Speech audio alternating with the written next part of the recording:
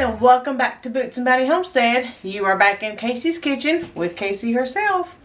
So I've had a ton of people responding to my apple cider vinegar and my kombucha videos that I've done lately. So I wanted to take you guys a step further because there's a few of you that I've been talking to that I promised this video. So, since we are in this health kick in my videos here lately for some reason, with doing the apple cider vinegar and the scobies and the kombuchas and all that good stuff for your gut, I wanted to go ahead and bring you a simple recipe. This is going to be for fermented sour cream. Let me explain to you. When you buy sour cream at the grocery store, say from Daisy or just Great Value or whatever brand there is out there, Boren's I think, or something like that, whatever brand that you buy, if you are not spending extra money to get the cultured sour cream, which has live cultures in it, then you are just buying soured cream. That's all you're buying. There's no benefit to it except the dairy product itself. What I wanted to show you today is how you can actually use live cultures and ferment cream to make it actually soured and good for your gut. So this is the same thing that we've been doing with growing the bacteria and all the good stuff in there so you can help fix your gut health. And so this only takes 2 ingredients. What I have to do is I have to buy my stuff. So I've got heavy whipping cream. Okay, this is just regular cream, and let it sit out on the counter and get room temperature. Mine's been sitting out for a couple of hours. It's not going to hurt anything because we're fixing to let it sit out for 12 hours. So it's better and it works better if you let it get room temperature. And then we also need some kind of cultured yogurt. Now this is just a simple plain yogurt brand that I got because they, I just go over there and find something that's plain with live cultures in it. I don't give a crap what brand it is.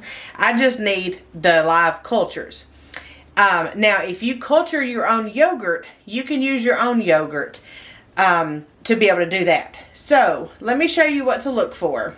Now this one actually says on here, billions of probiotics. That's what we're going to grow and make in the sour cream. So it's already in here. Also on the label right here, you want to make sure that it's nothing but milk. Okay, this is cultured milk, but you want to make sure there are live active cultures in it. I don't care if you can't pronounce them. That's your live cultured bacteria that we're going to grow. Don't just go pick up Greek yogurt. Don't just go pick up plain unflavored yogurt. Look at the label. Because like regular plain store-bought sour cream, 9 times out of 10 it's not going to have live cultures in it. So look at the yogurt that you're buying and make sure that it does. Okay? And you also want this room temperature if you can. Now, the only thing that we're going to need a jar. I usually do 2-quart jars at a time because we go through so much. I'm going to show you and then you'll see how much you can use for a quart jar. And then you only need just like 2 tablespoons of this yogurt. So you don't have to buy a whole lot. Just get a little bit.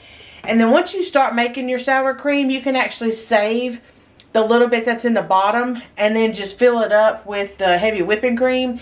Mix it up and then just use the cultures from the previously fermented sour cream, kind of like sourdough. Let's go ahead and get started. This is going to be our first batch from scratch and I'm going to do it with you guys. We need a quart jar. I'm going to go ahead and get 2, and then you'll need a huge heavy towel or blanket and an oven. Go get those items and meet me back here. Okay, so the way you make it is we just have just a quart jar here. I like to use the wide mouth because it's easier to get a spoon in there. And we are just going to, I'm going to use the rest of what I got here. I just got a few empty cartons. I used a little bit of this and a little bit of that.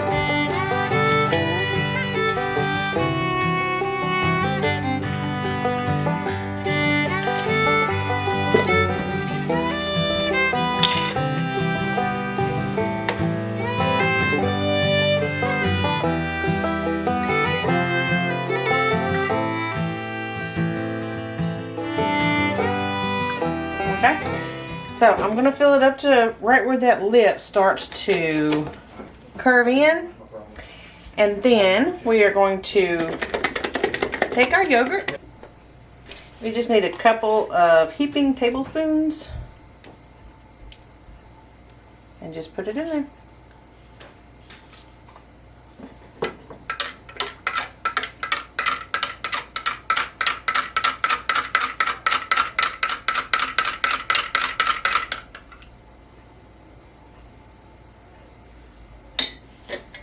Or you can take and put a top on it and shake it just a little bit because you don't want to make Cool Whip.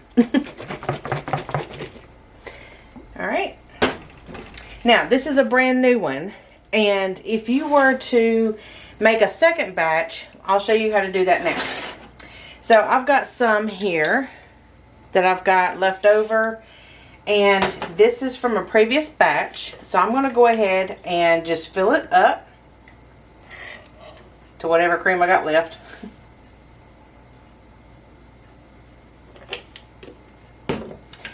And then take the sour cream off the bottom and then stir it in.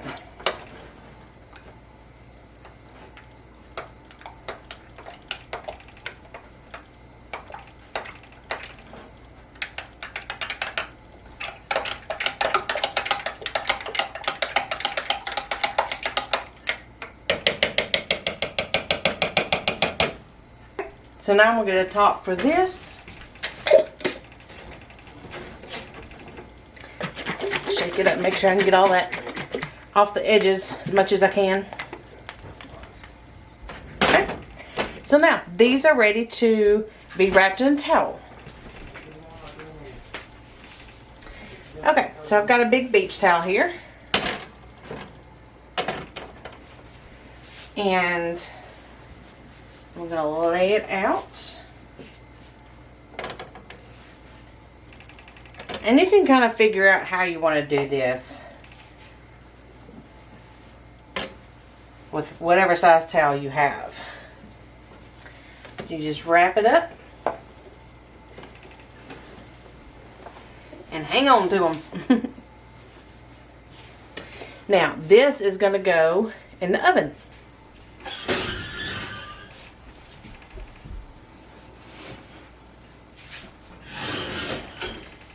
Okay, so now that's going to be in the oven, and you've got to keep it either the light on, or make sure you put it in there after you have cooked something maybe an hour ago and it's still fairly warm, because that towel needs to hold the heat in. The goal here is to keep the cream between 90 and 100 degrees.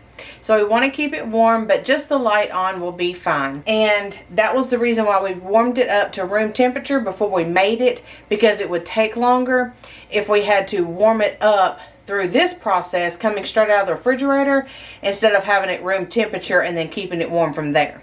So you want to leave it in the oven to ferment for at least 12 hours. And after that, you can start tasting it.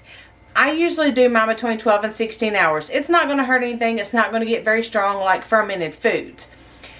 So after 12 to 16-ish hours or so, take it out and put it in the refrigerator. Because when you take it out, it's more than likely still going to be kind of liquidy, so don't let it scare you. I'll show you what mine looks like when it comes out. And then what you're going to do is put it in the refrigerator for about 12 hours. If you can do this in the morning, you can put it in the refrigerator at night, and then you'll have it the next day.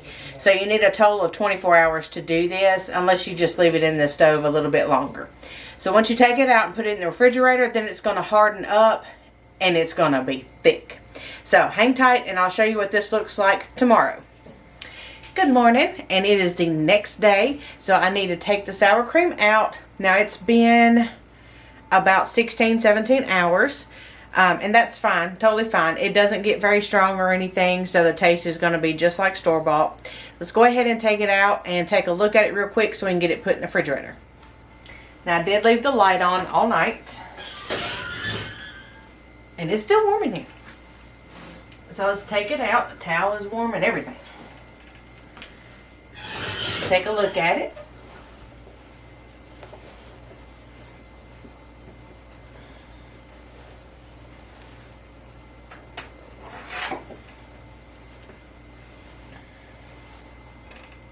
They are warm. Okay. So you see here, it's kind of the consistency of a liquid mayonnaise. Okay. Kind of liquidy. And what I like to do is just kind of shake it a little bit, just to get the clumps all stirred up. And this one's full, but it's still liquidy too. What we've got to do is we've got to put this in the refrigerator for about 12 hours. And this is going to get pretty darn thick. So as you see, it's real liquidy.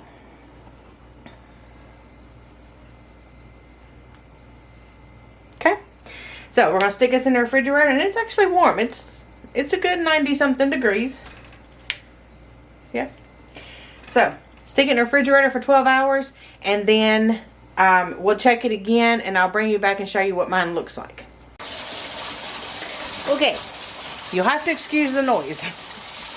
But I wanted to show you the sour cream real quick because I've got to use some.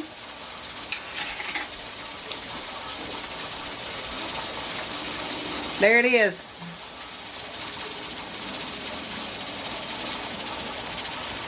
Super thick.